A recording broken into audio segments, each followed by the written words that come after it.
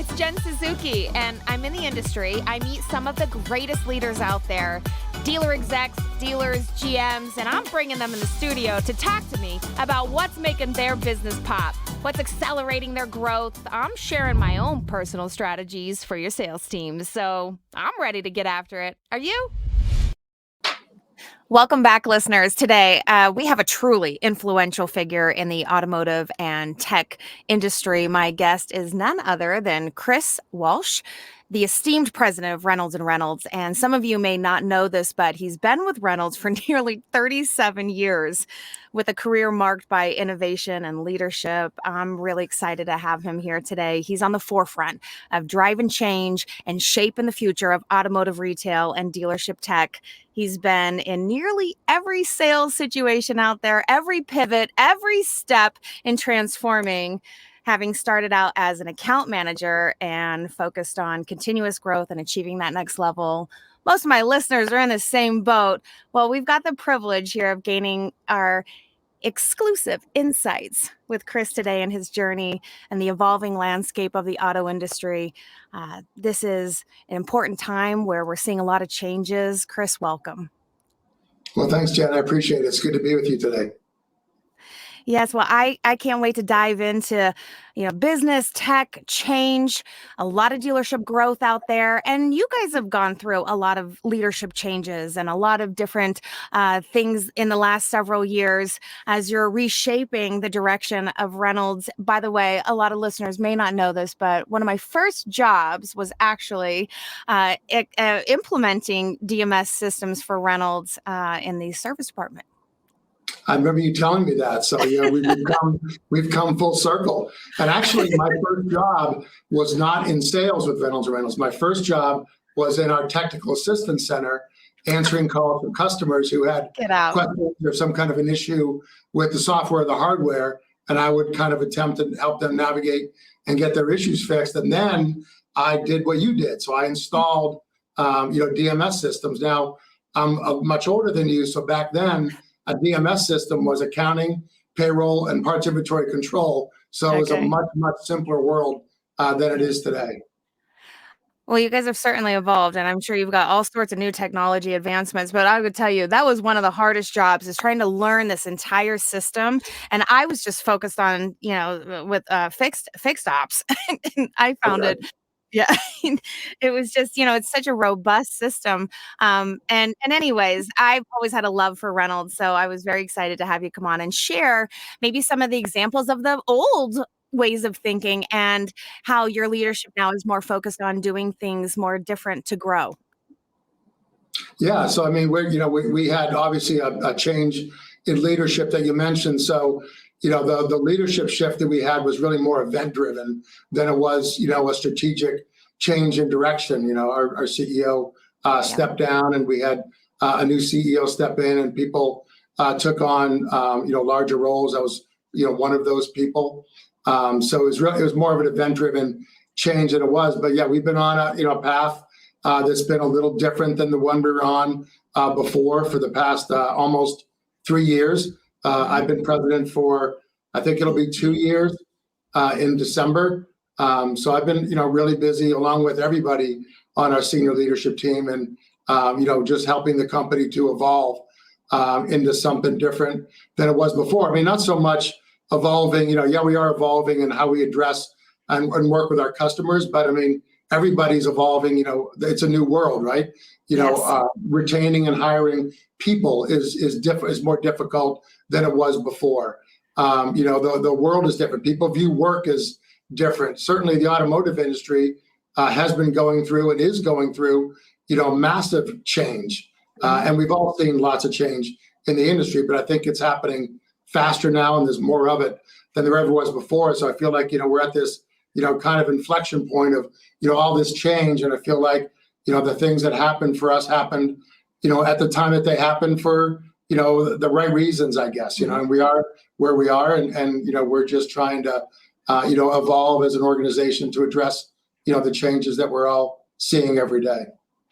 So, some of the changes that you're responsible for, some of the changes that you're really taking leadership on, what are they? And why is this important to you? And how does this impact the outcome for the foreseeable future in the evolution of Reynolds? Yeah, so I mean, where I spend most of my time is in sales and marketing. That's really where I spend most of my time. That's what I enjoy the most. I do spend time on the product side, talking to our product, leaders about, where we're going with products, and I do enjoy that. But I'm not the most technical person in the world. I'll be the first one to admit that. But the sales and marketing is what I enjoy doing, and in my opinion, it's any organization, sales is really the engine that makes the company go. And so I feel like that's, time well spent for me. Our sales organization is, not the point of the spear with our customers, but they have very strong relationships with our customers. They're in with our customers, a lot. So are a lot of our support people, whether they're in the field or on the phone. Our support organization is an integral part of the relationship that we have with our customers. But, that's where I think we can move the needle the most, by impacting those organizations and how we interact with our customers and how we really focus on their success. So let's talk about that a little bit because you and me both have the same wheelhouse. I mean, I'm in sales. I'm focused on sales and service, but my background has been working my way up through sales roles in dealerships, and I tell you, I feel what you're saying. I'm feeling the energy of relationships, and it becomes such a critical point in the entire relationship. For you, dealers is where you're bridging your loyalty and really focused on long-term success. It's going to require your sales teams to be there and connecting with their customers. It's the same in the dealerships. I say this all the time. There's a lot of competitors out there. There's a lot of competitors even for you that have entered the market, and we're starting to see some shifts, and you got to remain competitive in this marketplace, and you've got to have innovative strategies and think differently and how this company evolves. For me, when I'm in stores, I'm constantly talking to salespeople about how do we connect with customers, and it's not just about the word retention, it's about the word loyalty. And I'm sure this has become a big focal point for you too. What's your conversations look like with your sales teams? What is it that becomes the shift in Reynolds 2.0 under your leadership when it comes to relationships and how they bridge these gaps between being far away in the store and being remote or wanting to spend a little bit more time finding out, what people need? Yeah, well, we really want to be, a more high touch organization with our customers. I've been in the automotive industry, as you mentioned, for 36 years with Reynolds, but I worked in dealerships, and when I was in high school and I was in college, just in various different kinds of jobs. So I've been in the car business for, most of my life in some way, shape, or form. And the thing that I've always felt like is that as big as an industry the car business is, it is still such a people business, and I think that'll always be what it is. And I think, the people that I interact with, with our customers or prospective customers, I always find them to be such interesting, people to talk to and the way, and, I can learn so much from the way they look at the world. But, we want to be closer to our customers from a sales and from a support perspective. We want to be more engaged with, their business on a day-to-day basis so that we can really understand where their challenges lie and what can we do to help them get better, to help them succeed, whether it's in, utilization of, products and services, whether it's, real, intense conversations around, the metrics of how they're using things and really trying to kind of pinpoint, where they're doing things well and where they're not doing things as well so that we can help them. So like a great example, you mentioned you spend a lot of time in service departments, right? So, we have a customer who has, let's just say 4 service advisors, and service advisor 1 is hitting our, service price guides database, 87% of the time. And there's other things that person is doing that we're tracking through utilization of the system. And then we can see that service advisor has, the highest hours per RO and whatever metrics that service department happens to look at. And then we can know by looking at the other people Well, they're not doing things, as frequently or as well as that service advisor is. So they're not getting the dealership's not getting the economic benefit from all the advisors that they are from this one advisor. So how do we raise the waters for all their advisors so they're all doing things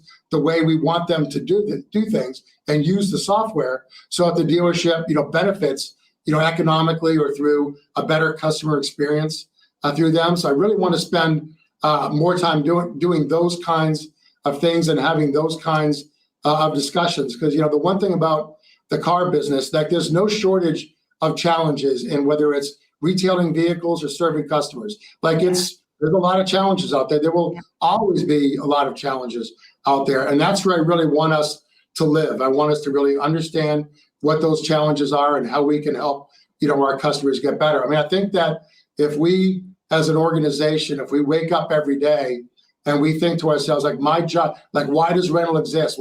Why do I come into work every day? And I come into work every day to help my customers be successful. I think if that is your mindset, I think a lot of other things fall into place. The more connected you are with your customers, the better products you will build, the better interactions you can help them to have with their customers. I just feel like a lot of dominoes start to fall and a lot of things start to fall into place. So I couldn't agree more. And I hear what you're saying. We've got to stay more connected with our clients more, and we've got to be more proactive about identifying some of the challenges, knowing the challenges, looking for the challenges, looking to be a problem solver, and being more connected to our clientele from your perspective to really help them utilize the software a bit better. I think we can correlate that even in the dealerships. It's we face the same challenges. And I think it's oftentimes very difficult for people to change a systematic process that's been in place. Maybe they weren't conditioned to look for certain things, or now we're just making modifications. You're making modifications internally to how your teams are viewing clients and what those communications look like and how we fuel being a solution provider. So what are some of the things that you talk to your sales team about when it comes to making changes, and how do you support it? Like, how do you keep people motivated through changes that aren't always easy? Well, I think that, one of the main things we did when I first got into, this job and I started riding around. So I wanted to visit with customers and prospective customers. And so myself and a guy named Dave Bates, who's a 40 plus year veteran of Reynolds. He's run our customer support organization for, I think over 25 years. So he knows a lot of customers. They all know him. So we started, go traveling around and visiting customers. And when I met with sales reps in the beginning, I started to realize that they didn't feel very empowered to either whether it was an issue resolution or working through the terms of a contract negotiation, or just selling some kind of an add-on product, or fixing a problem that a customer was having, a billing issue, whatever it happened to be. They didn't feel very empowered. And we had this centralized way of making decisions that I didn't feel was the right way to go. I feel like, the people that are the furthest removed from the customer are the ones that are the least knowledgeable about what needs to be done to fix the customer problem or to help the customer, move forward in whatever they're trying to move forward is. So we began to empower, our sales organization, our sales leaders, that to push a lot of those decisions, into the field and into their hands. I mean, they know that they're accountable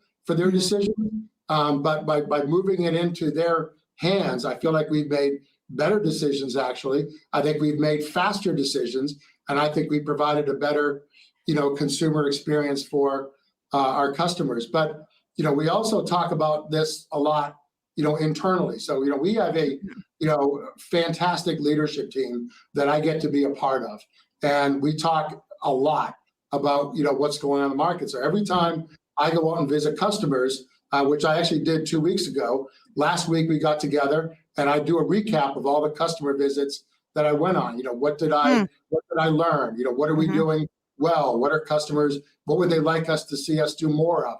Where are their functionality or product gaps that, due to the evolution of retailing, that they feel like are not being plugged? Like, what can we do, to help them? And we collectively make decisions about, what we're going to do. So it's that kind of decision making has worked out really well from us. But I think empowering the sales organization has made a huge difference. And the other thing we did is I think we instilled a belief in them that they can win more than they are winning today. They can get more business than they had before because the company is going to support them in what they're doing. And I feel like those are two things that really move the needle for us.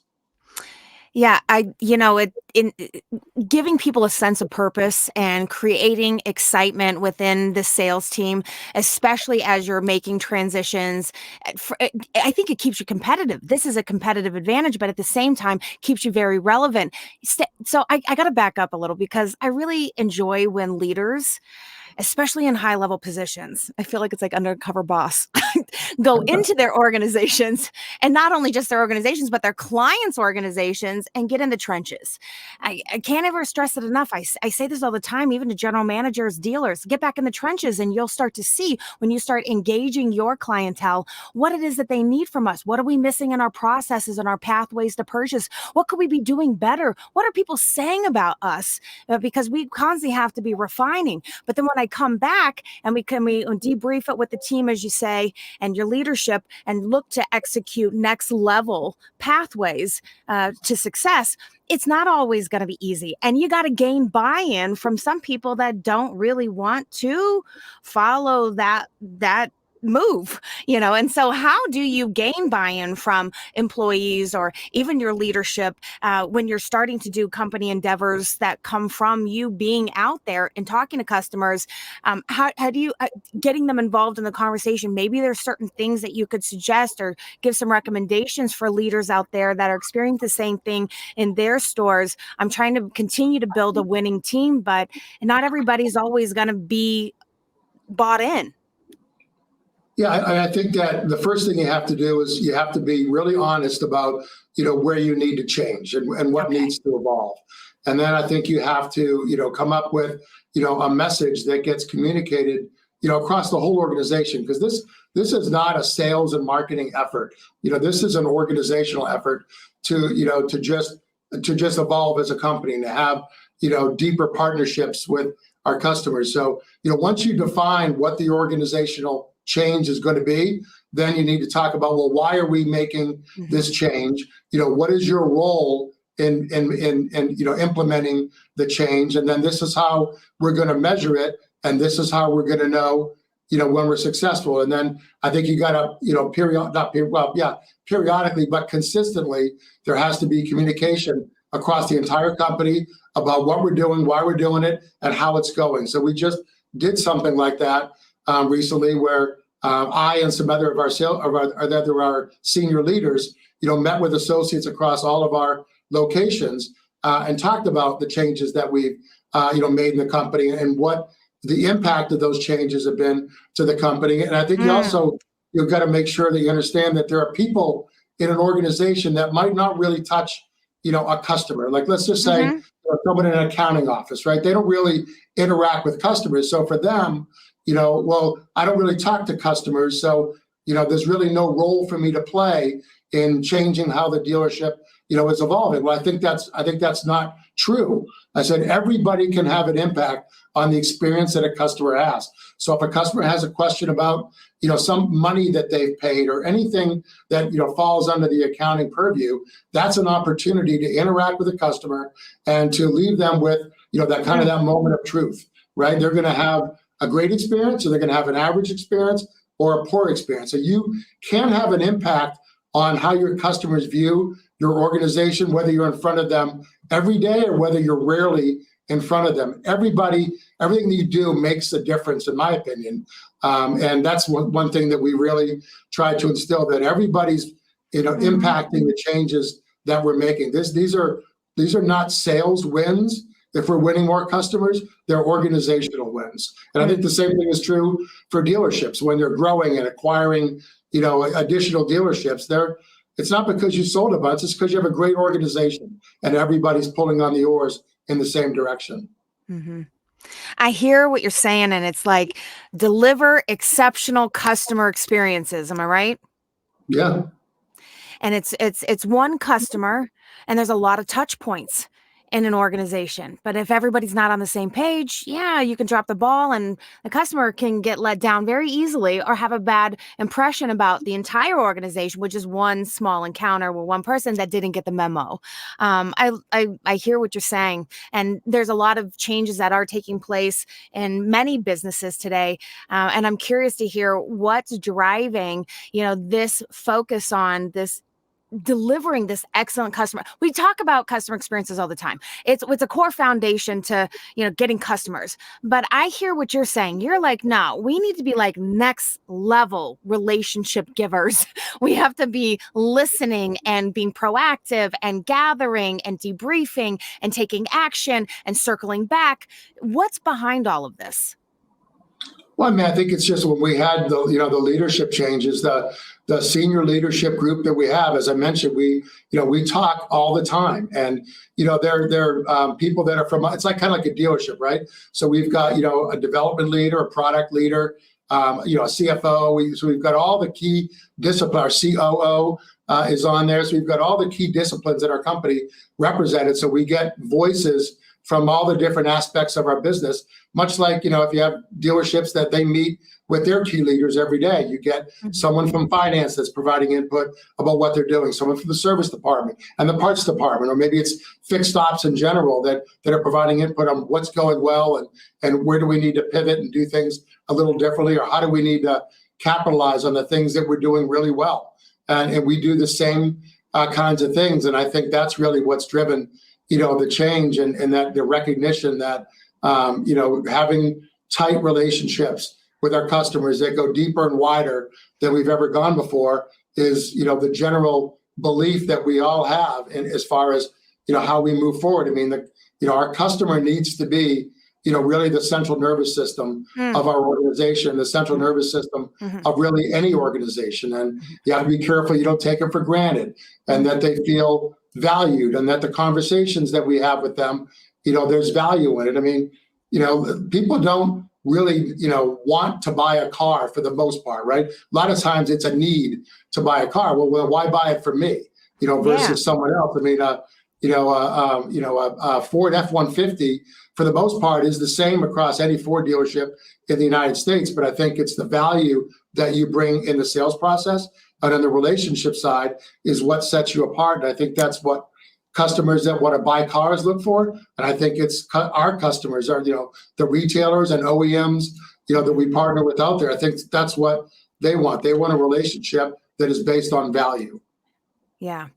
Yeah, I couldn't agree more. And I feel like I stress this all the time. This is the core foundation to loyal customers. And there's going to be other brands people are going to shop. There's going to be other salespeople they come across. Well, why are they always coming back to you? So how do you measure the success of these sort of initiatives? And curious what it means to you personally and even professionally. Well, personally, it means a lot to me. I've been here for 36 years, but my dad worked at Reynolds Reynolds. He started working here, I think, in 1968. So I was 4 years old. He retired in 2001 after, I think, 33 years of service. So if you think about it, for the last 54 years, there's been someone from my family who's worked at this company. So, I grew up with this company. I grew up with him coming home and talking about selling and talking about, car dealerships. And he got me a job in a car dealership in high school and in college, locally. So it means a lot to me personally. And I think even a little bit outside of that, I believe that our job as leaders in this company are to, kind of preserve the legacy of those that came before us and to chart a path for those who are going to follow us as leaders and associates. I think that's, really important. I mean, every company needs to evolve, and we're evolving now. We'll still be evolving in 15 years because the industry is going to change. But I think you can't lose sight of who you are as an organization, and your traditions and your history, I think, are important. And while they will change, you can't forget where you came from and the people that came before you, what they built and why they built it. And I think that's something that's always stayed with me. I mean, Reynolds is 158 years old, I think. We started in 1865. In 1921, we made the decision to focus exclusively on car dealerships. Now, 1921, so it was obviously with, business forms and those, kinds of things. In 1962, we got into batch computer processing. So we entered the technology age. So I think, we were the firsts in a lot of different ways to do things. And, I think that's important. It's certainly important to me to remember and to, what else can we do that's a first that's out there. So from a personal perspective, that's what it means to me. From a measuring success, again, as a leadership team, we talk about it all the time. So this past year, our customer retention has been the highest it's been in the past 15 years. So that's as far back as I could go, and I couldn't find retention numbers that were as good as they are right now. I also couldn't find customer acquisition numbers that are as good as they've been, this past year, and as well as some of our what we would call targeted products. So what are our key products that we believe drive the most value for our customers? And we want to sell more of those because we know they're high value products for our customers. Those have all produced the most results this year, than they ever have. So, we're really happy and proud of the fact that we've kept more customers and gained more customers than we ever have. I also hear from customers a lot that, hey, it feels the relationship that we have with you, it feels different. Like it feels, deeper and wider, like you talk about. It feels like you really more want meaningful to help us be successful. And when I hear that, like that really makes me feel good to know that our customers are really happy with, the relationship that we have and what we're doing for them. And I want to hear more of it, and I want to do more of it. Yeah, it's a great way to measure it as feedback. Just, this is your initiative. We want to have deeper, better relationships with our customers. And when you get that feedback, there's nothing greater than, I congratulate you on the successes. Being able to sustain a company for this amount of time is really quite an achievement. But being able to stay on top of the technology and to continue to evolve software, that's another thing outside of the organizational changes, outside of, the retention numbers, but you still have to evolve this technology. And you're probably being hit with new competitors coming in and being able to be even more clever. So how do you stay on top of the latest trends, and how do you see the technology transforming the way that Reynolds has always operated and serving its customers? Well, I think the one thing would be, you learn the most from talking to customers. But I also, we've been a more visible presence around, different conferences that are out there. So, Brian Pash just had his modern retailing conference. Cliff Banks has Autovate next week. And there's lots of these conferences that are out there, and they're all great, and they're all different in what they focus on and the audience that they kind of take it to. Ted Ings and what he's doing with fixed ops, I think is really cool. There's lots of people out there. So if I'm not mentioning anyone, it's not, I don't think they're valuable. It's just, those are ones that kind of popped up just because of recent interactions. But I think you can learn a lot by attending those, because, you've got OEMs that are attending, and you've got third parties. You certainly got retailers. You might have, lenders or financial institutions or M&A folks that are there. And you can learn so much from listening to them talk, because they look at the industry differently than we do. So the lens that they look through it, through is different than the lens I look through it. So I don't always see what they see. So when I attend these, and when other, people that are here at Reynolds attend them, we always learn a lot. And like I said, we come back, we talk about what did we learn as a leadership team. We decide, what are we going to go do with this information? So I think that's been a big change for us, getting more engaged in state associations, the different state associations that are out there, and what they do, and industry influencers that are out there. You're kind of an industry influencer out there.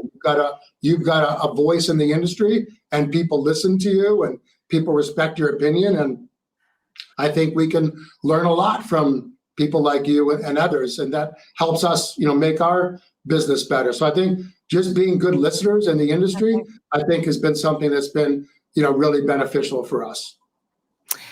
Well, I feel like you guys are always dialed in and continue to evolve. And I feel like it's hard to keep software super relevant, going out there and hearing trends and listening to industry people. You get all these great ideas, you bring them back. Who are you talking to outside of your execs? How do you actually take an idea and then say, all right, look, we're going to build out this feature. We need to elevate our features. We need our system to do more things for our customers. What does that look like for you? Because Yeah, essentially, you're really building we new had a products. leadership meeting last week, and we talked a little bit about this. And one of the things we talked about is like, how do we go beyond? Like, think bigger than just Yeah. what's in front of us, and how do we take the next step? The thing that no one's maybe that they're not thinking about, but whether it's completely paperless, or doing something on an e-contracting perspective, or dramatically changing the consumer experience and service, like things like GoMoto, a kiosk environment for virtual service advisor, not eliminating service advisors, but just providing a different option for people to have a reception process if they so choose to go through that. So how do we think bigger than we've ever thought before and go beyond the boundaries that exist today, to try to push those boundaries and to provide really next level technology and next level services that are beyond anything that's out there right now. I think customers are looking for that. I think the industry kind of needs it. It'll always kind of need it. But the one thing about this industry that I always think is so fascinating, when you go to NADA, and I've been to a lot of NADAs, so I lose the impact of the first NADA. And so I remember the first one I went to, and you're like, holy cow, like these are all the people that do something in the car business. And I've been to conferences, whether it's a RV, motorsports, power sports conferences, and they're nowhere near the size of something like NADA or Digital Dealer and those kinds of things. And you get a sense for the scope of the things that it takes to run a dealership successfully. But you also get this sense of, there's such an entrepreneurial spirit in our industry. I mean, retailers are highly entrepreneurial, people, just by nature, that the successful ones, that's just in their DNA. But there's also all these entrepreneurial people that are out there that are building some of these next level, solutions that are out there. You look at, some of the things that you'll see at NADA, or have seen at NADA, that are really next level things that people have really been creative in building a business, around a product, and they build really good products. And I think we can take advantage of, working with them, whether it's through an acquisition or whether it's through, kind of just a best in breed partnership. So how can we bring other technology to our customers that maybe is not born and bred in the Reynolds incubator, but we can we can bring it to market much faster by doing that. And we're not going to build everything as good as some of the people that have built products out there. I mean, they just will, sometimes they've just built it better, and we can deploy our internal resources, differently, versus trying to rebuild something that already, exists. So I've always found that to be, a really cool part, of the industry. And whether it's, Goobagoo, we made the decision to buy Goobagoo, Brad Title was the founder of Goobagoo, and this is like his fourth company, that he's founded, and he's built great products that companies like Reynolds have seen value in. And there's lots of examples, Brad Schaefer with Recontract, and Brad Holton with Proton, that we partnered with, and, really brought a next level solution, I think, to our customers and to the industry in general. Always keeping your eye out on the next best thing. So tell me, what are you keeping your eye out on based on your findings in the stores and the things that you're seeing in the conferences and the feedback that you're getting, even internally? You've got your eye on some things out there. What do you think that our future looks like in automotive tech? What should we be looking out for? What are you looking out for? And I'm guessing it probably is going to be aligned with customer experience, but you tell me. Yeah, I mean, for sure, customer experience. I think, when I say we, I mean, I think as an industry, we focus more on, when you're building something or when you're coming out with a product, certainly the dealership personnel, thinking about them is an important part of it. But I think maybe even more importantly, thinking about it through the eyes of the actual end consumer.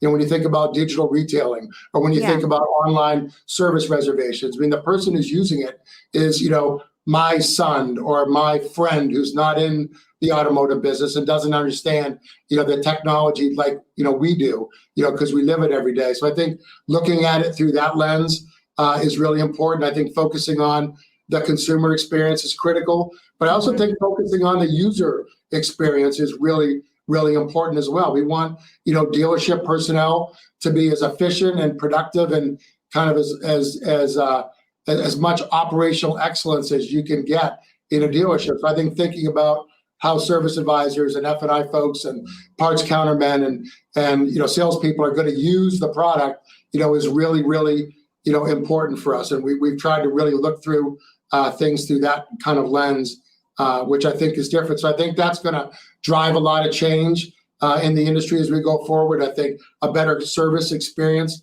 for customers is going to continue to evolve. I think a better sales experience. I mean, the digital retailing hasn't probably taken off as much as I think anyone thought it might have. Yeah. But there's still a lot of consumers. There's not many consumers buying a car completely online yet. That's not happening. But what is happening, they are doing more online and they are still coming in the store. So that those two experiences, have to exist as one seamless consumer experience. So if a consumer is doing a bunch of research online and then they come into the dealership, and they've been online with you, it can't feel like it's the first time you've met them. Like that's not what they're expecting. It should be a continuation of that online experience, just in store. I mean, I still think the in-store experience is really important. And I think it's one thing that the dealership can leverage to set themselves apart, from their competitors. What kind of relationship do you build with your customers? What is the experience like buying a car or bringing your car in for service?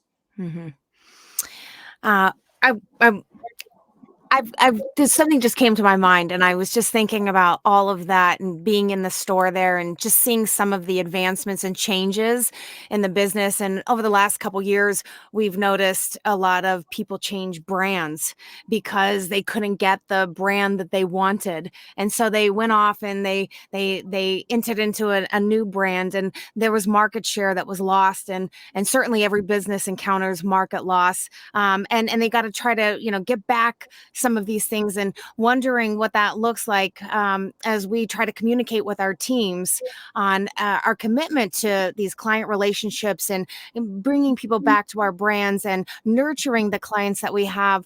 What does it look like for you as you plan to continue to stay focused on this with your teams? What do you say to your teams to help them see this vision and to recognize that, people are changing their minds very quickly, and that, we want to really nurture these, not only our clients, but our experiences and nurturing the technology that we're providing them to make it easier for them to transact? Well, I think consistent communication of things that are working, like we try, really hard to make sure we're doing that we're celebrating our success again across the organization, so people can see like, okay, we've made these changes and here's what the impact is, to your organization and to me, because who doesn't want to win, right? Everybody wants, to win, and everybody wants to get more customers. Everybody wants, to grow. So when you reinforce the fact that, hey guys, like it's working, what you're doing in product development and what you're doing, in support, what you're doing on the software development side or in, accounting or finance, everything that we're doing, like it's working. How do we do more of those kinds of things? So I think celebrating that success has been important for us. And we do a lot of it. We celebrate every year. We have what we call a birthday party. Novel idea, every year have a birthday party where we talk about, how the organization has done and, where we're going. Because I think people want to know, they want information. People are starving for information and feedback on how they're doing and what they're doing, what impact is it that what they're doing is making on the company. People want to know that they're making a difference. So when you continually put that out there for them, I think it makes them want to do even more to make, more of a difference out there. Yeah, I agree. People want to be part of the solution. You've given us a lot of excellent insights into your strategic direction and your leadership focus there at Reynolds amidst all of the challenges that we face even in dealerships in their own teams. And I just wanted to thank you so much for taking the time to spend with me and my listeners. I know you're a busy guy, you got a million things going on, but you just taking the time to carve out space for me sends a strong message to everybody out there about how you are listening and how you really are trying to get to this next level with your current customers and internally as you continue to take Reynolds to that next level. We really appreciate all of your insights and your wisdom and your knowledge that you're willing to share with us today. Thank you so much, Chris. Well, thank you, Jen. It was a joy to talk to you, and thank you for what you're doing. I mean, I hear your name quite a bit, so I've listened to your podcast before. I think you do a great job with your podcast, and you're well known in the industry as someone who's really focused on, helping the industry move forward and get better. And we all need to be doing that, and we need as many people doing that as we possibly can to help this industry be healthy. Yes, well, thank you for that. Thank you so much. You're welcome. Take care. Good luck skiing. You too. Well, you and chauffeuring the skiers. I will. Thank you. Take care. Okay. All right. Thank you. Bye. Bye. If you like these episodes and my sales game techniques, you should snatch up our latest dealer education program I'm hosting. It's called Jen's Remote Classes, and it's a 1-hour, once-a-week class with me alongside other dealerships all pursuing the same end game to achieve top 10% status in your dealership. For more info, hit me up. All my contact info's in the show notes. I want to hear from you. And follow Dealer Talk with Jen Suzuki right now to get notified when episodes like this one drop. This is Jen on the podcast Dealer Talk with Jen Suzuki. See ya!